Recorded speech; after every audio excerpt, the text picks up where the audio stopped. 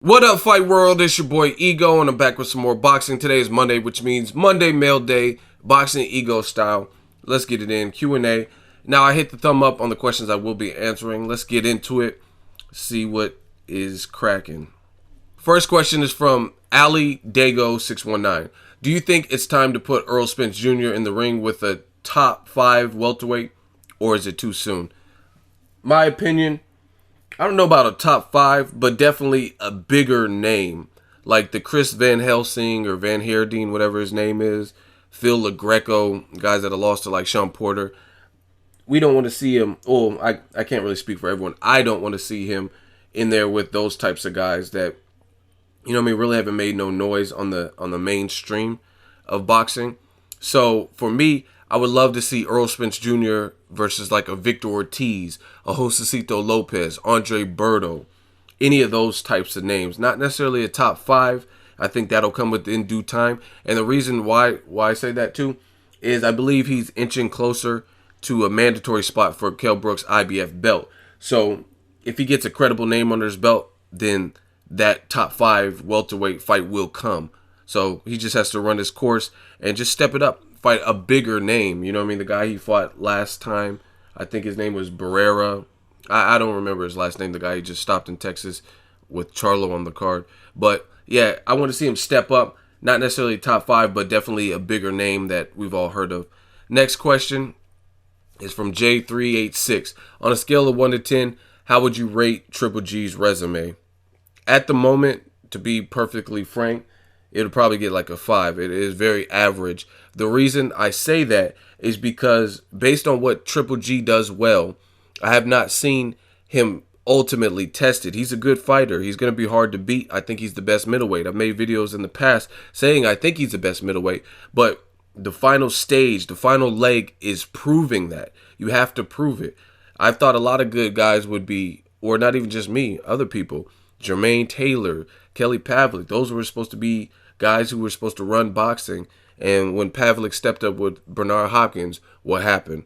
When he fought Sergio Martinez, what happened? When Jermaine Taylor fought Carl Froch, Arthur Abram, Kelly Pavlik, guys that aren't going to just, even if he was winning fights, guys that aren't going to just buckle and lose. They're good for 12 rounds. They can make 12-round comebacks, things like that. They have power of their own, athleticism, heart, things like that. So Triple G's resume is real average. He's been pretty active, but he's fighting guys who he should clearly beat. I haven't seen anyone that like a Roy Jones Jr. in his prime, where the guy with power in both hands, experience, amateur experience, speed, athleticism, hard to time, unorthodox. You know what I mean? I want to see him in there with somebody with some momentum like that. Pro level and amateur experience. Things of that sort. Guys like, there's tons of guys. Andre Ward would have been great, but now he's at light heavyweight because it doesn't look like they wanted that particular fight. So his to be honest, his resume is really average because, again, name the last time Triple G fought an undefeated fighter. I know the answer to this, but I know you guys don't. A lot of you, you're going to have to Google it. Name the last time Triple G fought an undefeated fighter. And then when you look beyond that, name the time where he fought a fighter that hadn't been stopped before. Gabe Rosado got stopped by Angulo. You look at Matthew Macklin got stopped by Sergio Martinez. There's a lot of fighters he fought that have losses and or have been stopped before. You know what I mean? David Lemieux got stopped by Rubio. David Lemieux was a champion. He got a vacant IBF belt and became a champion for the first time. And his first title defense was against Triple G. And he wasn't ready, obviously. You've seen what happened. He got blown out. You know what I mean? So I would rather seen the David Lemieux build himself up as a champion, see if he can hold on to that belt with other guys like Curtis Stevens, Andy Lee, Matt Korobov, Peter Quillen, Danny Jacobs, and then when he's fully ready, then fight it. But they rushed it. It is what it is, and he got his ass whooped.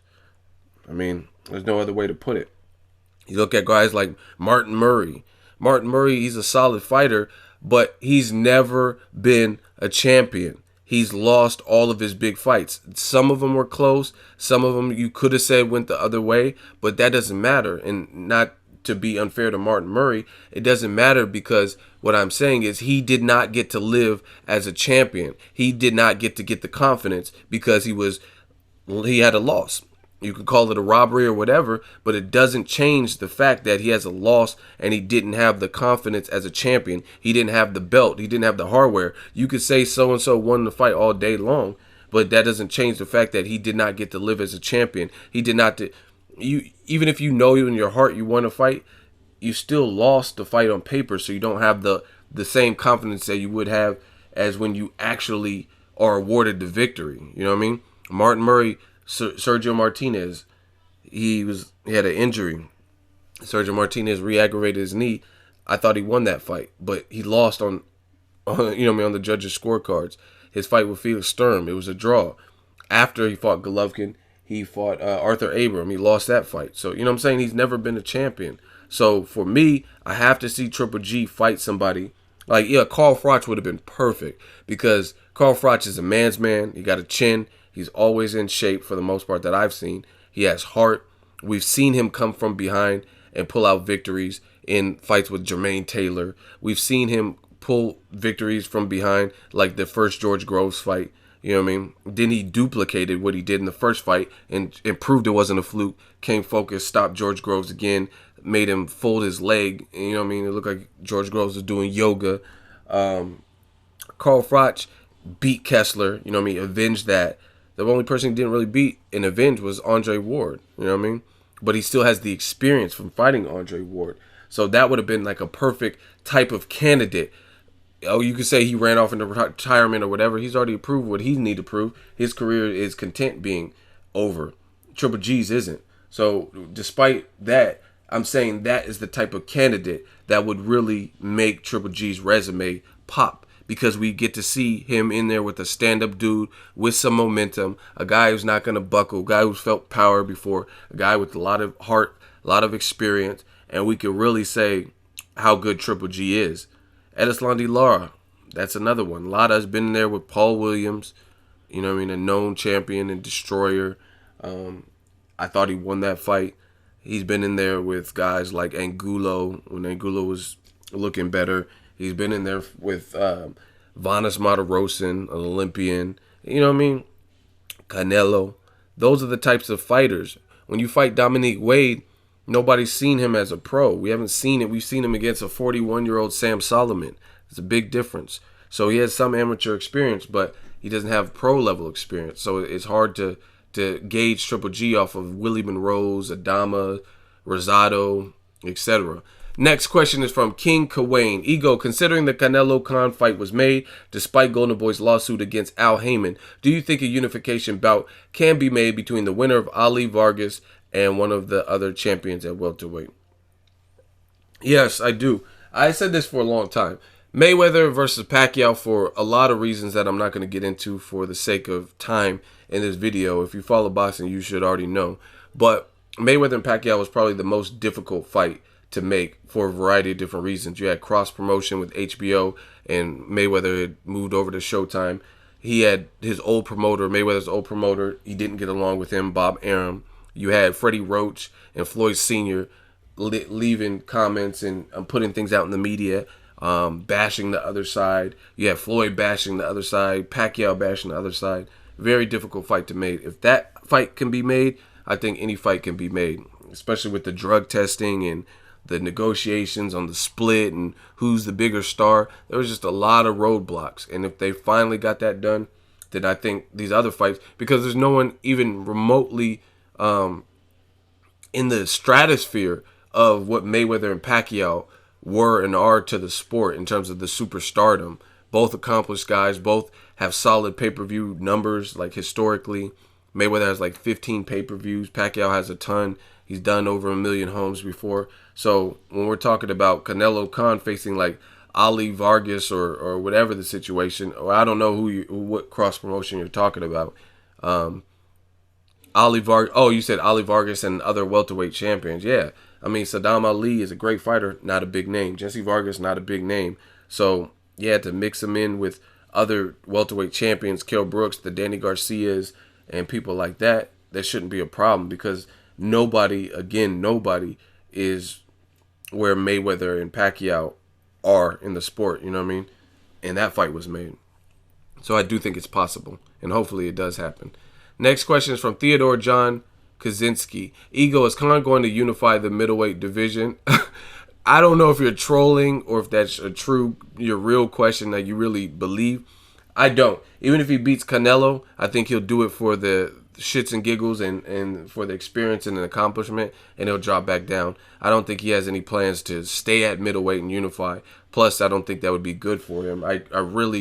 Khan's a good fighter. If he beats Canelo, he'll prove me wrong and have proven a lot. But I don't see him beating a Triple G after that. You know what I mean? I don't even know if he could beat a David Lemieux based on the style.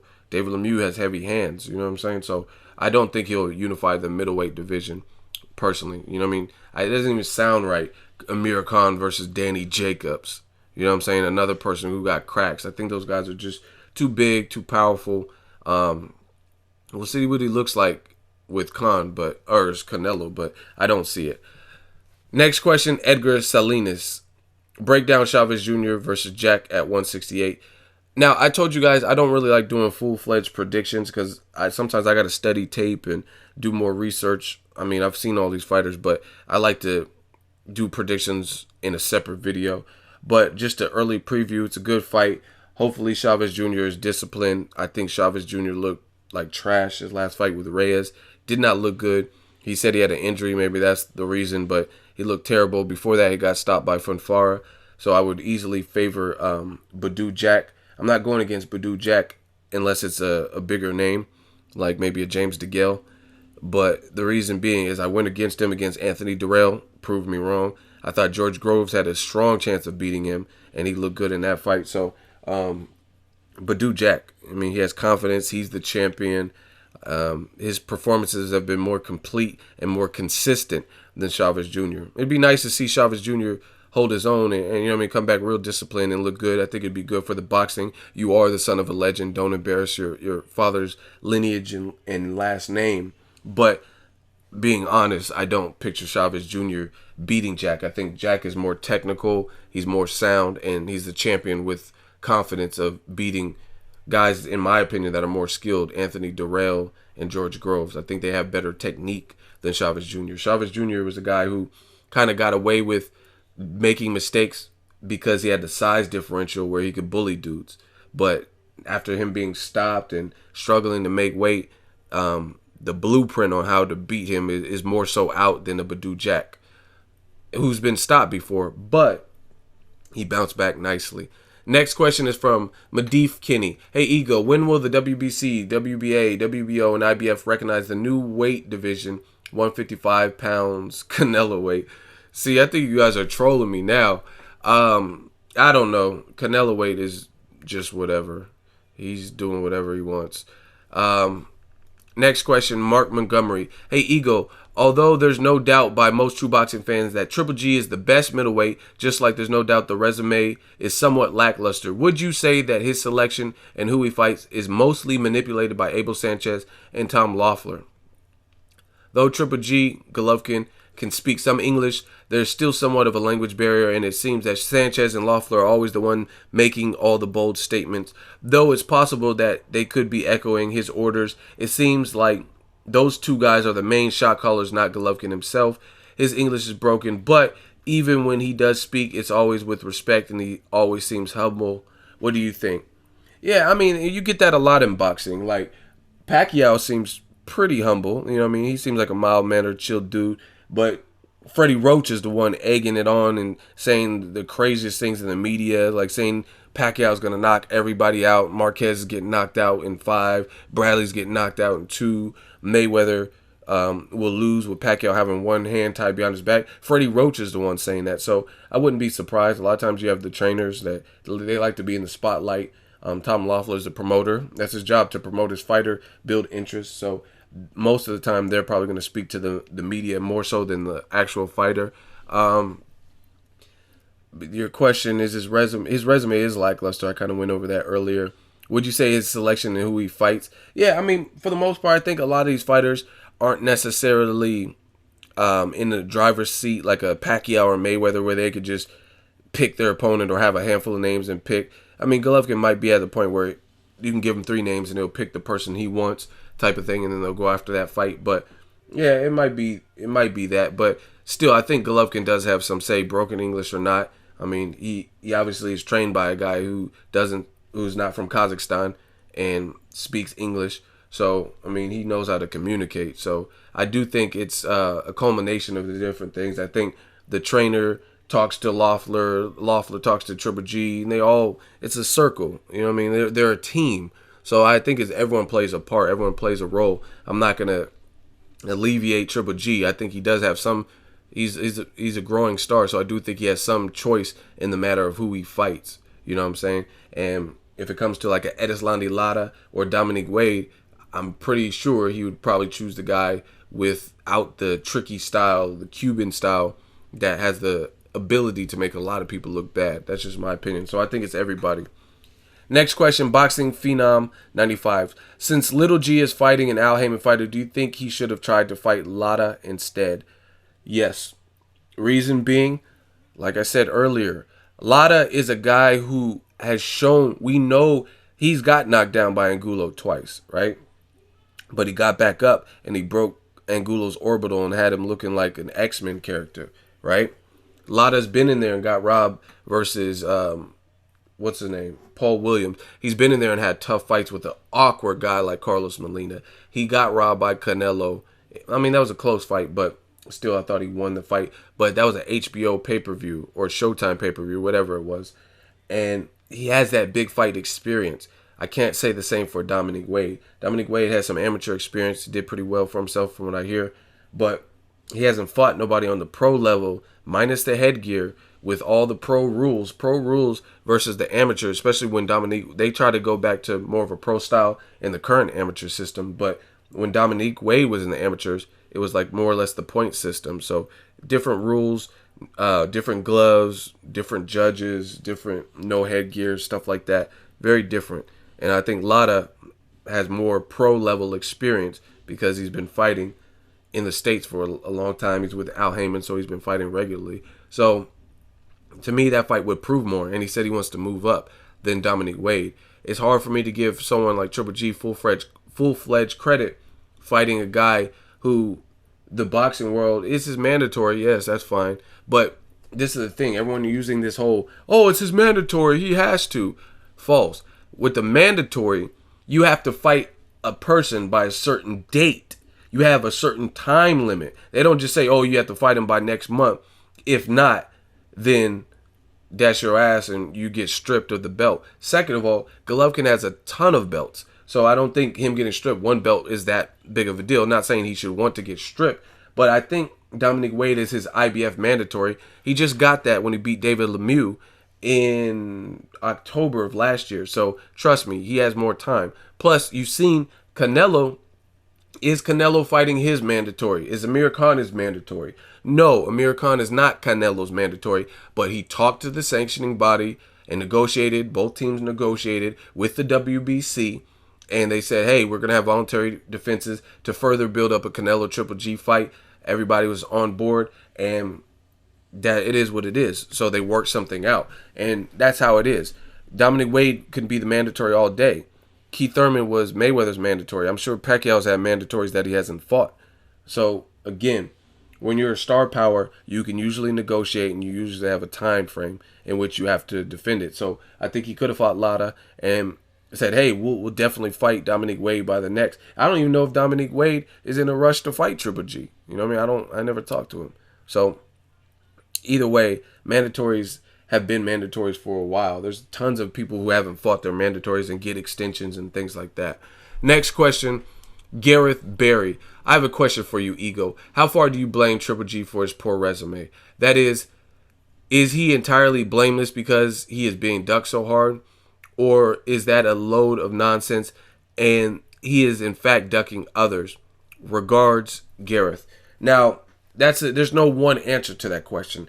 I do believe he is ducked and avoided by some. I do think that. I think some guys did not generally want to fight him for whatever reason. Recent example, Billy Joe Sanders. I don't think he wants to fight Triple G. You know what I mean? He was making all kinds of, when a person has to make up several reasons, then they probably don't want to fight. However, there are other fights that you can't say you're ducked and completely avoided when there's guys on record. I could show you links of them calling him out, whether it's a audio excerpt, a video, interview, article. I've seen guys call him out. Andre Ward, guys like James DeGale, guys like, I want to say it was James DeGale, ERISLANDY, LARA. There was someone else recently. It might have been Lucian Butte or somebody, even though he lost to him in the amateurs. But the point being is, I could think of more than one guy calling you out. Now, some of those guys aren't in his division. But then, again, you got guys like ERISLANDY, LARA, who isn't in his division either, who's in a division below him. And he said, I will come up to 160 to fight you. So why not take those opportunities? So, again, it's a double-edged sword. Part of the division or part of people are avoiding him, but then there's other opportunities. And even if it requires you to go outside of your division, you are 33, 34 years old. And at the end of the day, this is your career. You have to understand and realize what you want to be remembered by. I mean, there's only so long people are going to give you the credit as being, you know what I mean, this monster if you're not fighting monsters. You're fighting Adamas and guys like Dominique Wade who don't have the pro level experience. You know what I mean? That's cool. That's your mandatory, but nobody's really regarding Dominique Wade. How many of you honestly can say I've watched 3 Dominique Wade fights? I can say I've watched way over 3 Pacquiao fights, way over 3 Bradley fights, Floyd Mayweather, Canelo, Josecito Lopez even. I've seen several Josecito Lopez fights. Mike Donna, I watched that one. Josecito Lopez, Victor Ortiz, I watched that one. Josecito Jesse Vargas, I watched that. Josecito Berto. You know what I mean? Name 3 Dominique Wade fights that you have seen before the announcement of Triple G versus Dominique Wade. You know what I'm saying? So again, you just have to understand what you want to be remembered by. And there's other people in the history of the sport. Golovkin is not the first power puncher that scared people. You know what I mean? Guys like Mike Tyson, that's heavyweight. That's a grown-ass, big-ass, way bigger than Golovkin. Tyson was like 218, 225, 20-inch neck, shocking power, far more athletic, faster. I would say he hits harder per capita than Triple G. And he was able to get fights.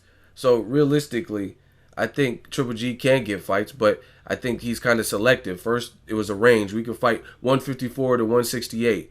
But then when you boil it down, you can't fight at 54. You're not willing to fight anybody other than Floyd Mayweather at 54. You don't want to fight Canelo there or at 155. You don't want to fight Cotto there. You only want to fight Mayweather. So say what it is. You know what I mean? You said you could go up to 68.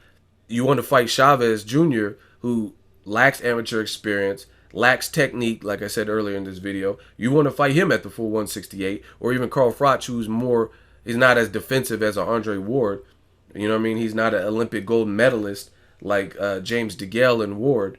So it's like you want to pick and choose. So I don't think it's a load of nonsense. I think he's ducked by some, but there's other people you're certainly not ducking. And the common denominator are the skilled people with deep amateur backgrounds.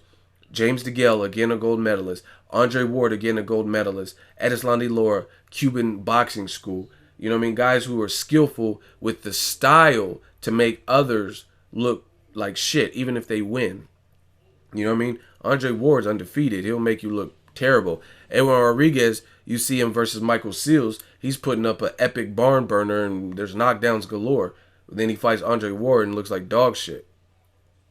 So it's like Team Golovkin wants to pick and choose, and that's what it is.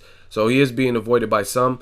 I think Sergio Martinez didn't want to fight him and other people, but there's options. He's not the first person with a punch that is quote-unquote feared. You got to do something. It's your career. Next question, Easy Does It, 1980. Why do so many so-called boxing fans hate Andre Ward? I don't know. I feel like Mike Tyson. I don't know, man. What? Praise be Allah. Andre Ward gets hate for a variety of reasons. He's skillful. He's hard to beat. His fights are quote unquote boring because he makes top level competitors and opponents look like trash. I also think he inherited some of the beef of Mayweather. Mayweather was the #1 pound for pound guy. As he exited after the Berto fight and retired, it left way for Andre Ward to slide in that spot. Plus, he's a threat to other guys who have radical fan bases like Gennady Golovkin. He called him Little G and stuff like that. So for a variety of reasons, a lot of people don't want to see Andre Ward do well. He's a throwback fighter. A lot of people act like he's this scary guy, and you know what I mean? Check my videos out. I did some recent videos. People have actually sparred him. Notice, this is the thing how I can tell boxing. I'm talking to people that have been in the ring with Andre Ward. They've watched Andre Ward work. And they've been in the gym, you know what I mean? They're familiar with the gym. They're gym regulars.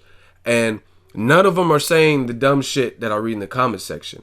So what does that tell you? People with firsthand experience are giving that man credit, saying he won't lose. He is that determined to win.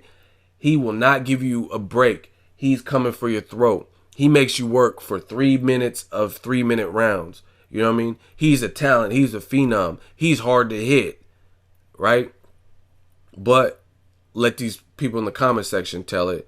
Oh, he's boring Ward and Andre Board and clinch fest Ward, and it's always this dumb rhetoric. So I think that tells you, when I'm interviewing actual boxers and trainers and stuff like that, none of them are saying this outlandish stuff, and a lot of them have firsthand experience by watching the man, versus people who sit at home, eat sun chips and, you know what I mean, masturbating their own feces, reading Guns and Ammo, and they're saying how boring he is and how he sucks and stuff like that. So you guys as fans choose who you want to believe. Do you want to believe somebody with no default picture who's hiding behind a weird screen name like I fuck penguins and shit, you know what I mean, 131, or do you want to talk to and trust people who have been in the ring with him? You guys be the judge. What else is next? Next question is from Eriko Shimada. Hey, Ego, do you know you have a loyal subscriber from Sweden? I didn't know that, but shout out to Sweden and all my Swedish people. Speaking of Sweden, have you followed the boxer BADOU Jack? Yes, I have, and I know he has Swedish descent. If so, what are your thoughts on his fight with Julio Cesar Chavez Jr.? Now, again, shout out to Sweden. BADOU Jack, he follows me on Instagram. He's a cool dude. He really redefined his career, so I'm riding with him, like I said earlier in this video, to beat Chavez Jr. I think ultimately he's just a higher skill set, higher intelligence, and he seems real focused because, I mean, it's not all too often that you've seen guys who hadn't been revered as like the greatest top 3 get knocked out and then they come back correct like BADOU Jack did. So he really got his career under order, and he beat some guys that a lot of people didn't expect, including myself, him to beat. Anthony Durrell, George Groves I was on the fence about it. So shout out to BADOU Jack. I think he has a higher skill set than Chavez Jr. and he's far more disciplined. You know what I mean? Anytime you get knocked out and then you start switching up your team and working out, and you know what I mean, his body transformed, it looked like he got in better shape, all that. So I would easily ride with BADOU Jack, but it could be a fun fight. Chavez Jr. could possibly make it interesting if he could make weight okay. Next question is from Jason Shilton. Why do people always fault Stevenson? I don't know. Just because a lot of people hate certain fighters. Maybe it's race. Maybe they hate who he's associated with, Al Heyman side. Who knows? But the bottom line is this. People always find a way to fault one person. Mayweather versus Pacquiao doesn't happen. It's Mayweather's fault because you hate him. You know what I mean? Kovalev versus Stevenson hasn't happened this far. It can't be main event's fault or a culmination of main events and Al Heyman and PBC. It has to be Stevenson and the PBC side of things. So ultimately, people, I feel like they just pick and choose who they want to blame without really any facts. Next question, Saif Ahmed. Hey, Ego, do you think Kell Brook's power is overrated? Even though he has a high number of KOs, you said in the past that you don't believe Amir Khan's power is all that is said to be, and that it too is overrated. I wholeheartedly agree with you on that. Khan's power is overrated as he only has one true KO on his resume against Zab Judah, and the rest are TKOs. However, you also look at Brook's resume, you can see that all his KO victories are TKOs. He doesn't have a single true KO victory on there. As a UK boxing fan, I feel that Brook is being overhyped by the British boxing media and Eddie Hearn to the point where he should be seen as the face of British boxing. Don't get me wrong, he is great, strong, athletic, although his KO power and his resume are too hyped up, too much in my opinion. Shout out from London, UK. Keep up the great content, bro. The channel is awesome. Kell Brook, I don't think his power is overrated. I think he truly can hurt you. I think he has more debilitating thudding power than Amir Khan. His resume is just not impressive, to be honest. Especially since Sean Porter, you stepped up, you became an IBF champion, you did the damn thing, and you regressed since that. One was excusable because it was your mandatory Jojo Dan, and you came off a leg stabbing. But ultimately, we don't really know.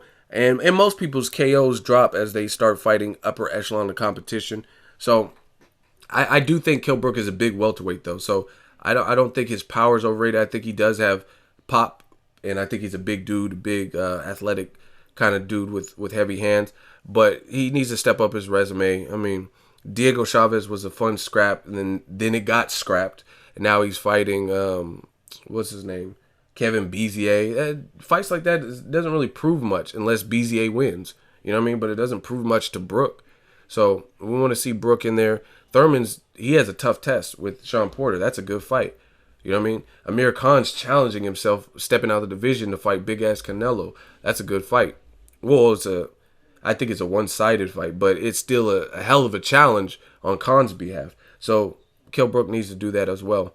I don't think his power's overrated. I think he does have pop, and he is getting hyped.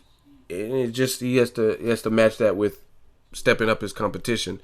Once you satisfy this last mandatory of BZA, he needs to start fighting like the Bradleys of the world, the Amir Khans, and you know what I mean, just greater names. Earl Spence, Thurman Porter winner, guys like that. Show us what you're really about. Next question is from Philip Lamb. Yo, Ego, please explain to me this. I know the middleweight division is 160, but it seems that the only way Triple G will get a shot at fighting Canelo is if he bends to his rules and fights him at 155. My question is, I weigh at 160 and started back exercising by running again, and I lost 5 pounds in 2 days. So I was at 155 and I felt the same. So why wouldn't Triple G do that? It's not a big difference, and plus my eating habits is bad and I lost that weight. Well, first of all, when it comes to fitness, everybody's body is different. What you eat and your metabolism and how you lose or gain could be completely different than me. Same thing with Triple G. And I mean, I don't know you personally, but based on your thumbnail picture, you look younger than Triple G. You know what I mean? You look like you're probably in your 20s. Triple G's in his 30s. As you get older, certain things, your metabolism slows down and certain things become harder. Maybe shedding that extra last pound or two will be harder for you. So you have to put it all in perspective because you were able to lose that weight. You know what I mean? When I was 21, I could eat like shit and stay fit and, you know, have a six-pack. But as I get older, I can't necessarily do all the same things that I did when I was 21. So Triple G, he's not a young buck in that sense. He's 33, 34. I mean, he's not old, but for boxing, you know what I mean? It's a lot of wear and tear in your body, a lot of training camps and stuff like that. So for you to lose 5 pounds or 2 pounds, it might be easy, but it might not be for him, who's consistently fought at middleweight since the amateurs. You know what I mean? So him trying to drop down might be a shock to his body and drain him and weaken him and stuff like that, which is why he only wants to fight Mayweather at 154, because it's a massive payday for the gamble. You know what I mean? Versus Canelo's big, you would be putting Canelo at a sizable advantage if you're drained, and Canelo's coming in at a comfortable weight and in a comfortable rehydration, and he's that young. So just different strokes for different folks. Other thing is the principles. It's a principle. We have divisions for a reason, and Triple G, he has every right as the mandatory to the WBC to want to fight for that at the actual rules. You know what I'm saying? If you're in a hot lunch line at school and the rules, there's signs posted saying no cutting, and then I start letting 3 and 4 of my friends cut in front in line, you might be mad. You might be starving. Like, yo, Ego's just letting all these people jump the line. So the point being is rules are rules, and the rules are in place for a reason. So Triple G has every right to want the fight at 160. This whole Canelo weight of 155, that's some shit him and Oscar made. They made that up. That's not Triple G's problem. You know what I mean? Because they want to fight at their own made up weight class because they're the A side. That just, it's not right. Rules are in place for a reason. You know what I mean? And if you were driving on the freeway and the speed limit on the freeway is 65, and then the cop, I know him, so he lets me drive 85, but he gives you a ticket for driving 72, you're not going to be happy with that because it's not consistent. So I don't fault Triple G for not wanting to bend to Canelo weight. You know what I mean? Because, again, it might be, he knows his body probably better than me and you. Well, he does know his body better than me and you, and that might be a difficult task for him to make that weight, and that would clearly put Canelo at a weight. You know what I mean? So if he gets knocked down because he's drained, you know what I mean? It looks like De La Hoya versus Pacquiao trying to make a weight he's not comfortable at. Then what does that do to his stock? You know what I mean? So I'd rather take the fight. It could be a difficult fight regardless, but I'd rather take the fight at my best and not bend to somebody else's man-made rules. That's just me. So I think it's the principle. Plus, he probably knows his body better than any of us. And the next question is from Chuck Dre. Yo, Ego, besides the fights that have already been announced, what are your dream matchups that could be possibly made in boxing in the very near future? Tyson Fury, Deontay Wilder. I would love to see Vasyl Lomachenko versus Rigondeaux. Rigondeaux versus the Scott Quigg, Carl Frampton winner. I would love to see Leo Santa Cruz versus Gary Russell Jr. Gary Russell Jr. maybe versus Abner Mares if he looks good in his next fight. Kell Brook versus like Keith Thurman Porter winner. Danny Garcia. You can really mix any of those guys. Danny Garcia, Kell Brook, Keith Thurman, and Sean Porter. Round robin. Mix all those guys in any match and I would love it. Kell Brook, Danny Garcia versus Kell Brook, Keith Thurman. You know what I mean? Any of those fights. I'd love to see Canelo versus even a Lara rematch. Demetrius Andrade. A fight like David Lemieux. Canelo versus Triple G. Triple G versus Danny Jacobs. Triple G versus Quillen. Triple G versus James DeGale. I mean, there's so many different fights. Maidana, Pacquiao. I mean, I could do this all day. There's a ton of fights I want to see. Andre Ward versus Sergey Kovalev. These are all great fights. So I literally could do this all day. I would say, what's his name? Roman Chocolatito Gonzalez versus Strada rematch. Luis King Kong Ortiz versus any heavyweight like champion or big name. Anthony Joshua, Wilder, Povetkin, Tyson Fury. So many good matches that can be made. Hopefully they are made. And the final question is from Roberto Flores. Hey, Ego, sorry if this is a bad question, but can you explain Canelo weight of 155 to the regular 154? What's the difference? Thanks. Now, the difference is, for whatever reason, I think I know. I think, this is my opinion. I think Canelo, he's big. He's growing. His body's maturing. And, like, if you look at Canelo's neck, he's a big, compact, kind of stocky dude. And he's growing. So I think it got to a point where it started becoming harder and harder for him to make 154. So they cushioned it by adding an extra pound.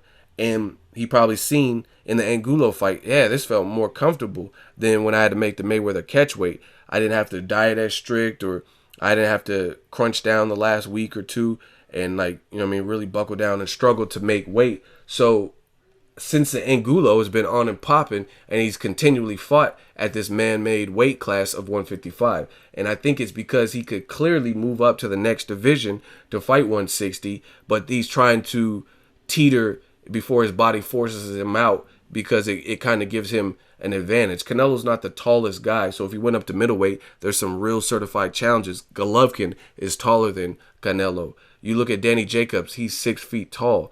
You know what I mean? So, and then you got guys like David Lemieux, Curtis Stevens, and people like that who got cracks at middleweight. So I think Canelo weight was initially just given, it was something done in the Angulo fight to give him like a little bit of like, oh, we're not fighting for a title, because they were both off of losses. Angulo lost to Lara, and Canelo had just lost his title to Mayweather. So it was just to give their body a little bit of a break, since it's not a title fight. And they probably liked it. Like, oh yeah, that extra pound it's easier for us to make weight without losing that extra pound. And I think Canelo's walking around weight is probably 167 to 176, somewhere around there probably. You know what I mean? So it just becomes easier and easier for him to make that weight instead of shedding that extra pound. And I'm telling you, some people are like, oh, it's just a pound. It's a pound or two. In boxing and weight loss, that pound or two is the difference maker. It could be killing you. Because if your body is naturally so big, you have to, and you've depleted all of your, like the natural weight loss that you have in you, then you have to pull that weight from somewhere. So you have to start deteriorating your muscle and taking muscle mass to shed that extra pound. So that last pound or two is actually, contrary to many people's belief, it's harder to lose that extra, or that last pound or so, than it is to lose, like, let's say the first 5 pounds. Like, you know what I mean? If Canelo weighed 178, him getting down to 173 is probably not that bad. But as he starts tapering down and getting to a weight, that's why you see a lot of people starve themselves out and look skeletal. Brandon Rios is the king of that. You know what I mean? When he was at 135, 140, he looked like ghastly.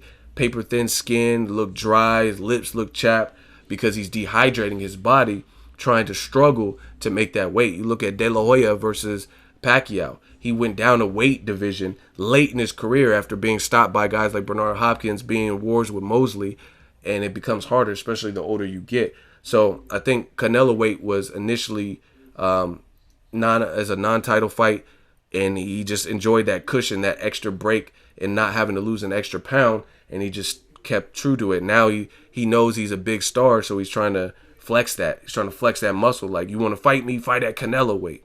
And to me, I think that's the origin of Canelo-weight. Let me know how you guys think I did this week. Monday mail day. Try to get to a lot of good questions. Drop it in the comment section. Let me know what you guys think. Subscribe, like. As always, hate, comment, and subscribe. Till next video is Ego signing off. So if you enjoyed this video and want more content like this on the channel, you can show your appreciation by going to the PayPal donate button or the YouTube support button, and you can donate any amount that you feel is equivalent to the value of this video. Much more to come. Thank you guys for your support. Boxing Ego, the future of boxing.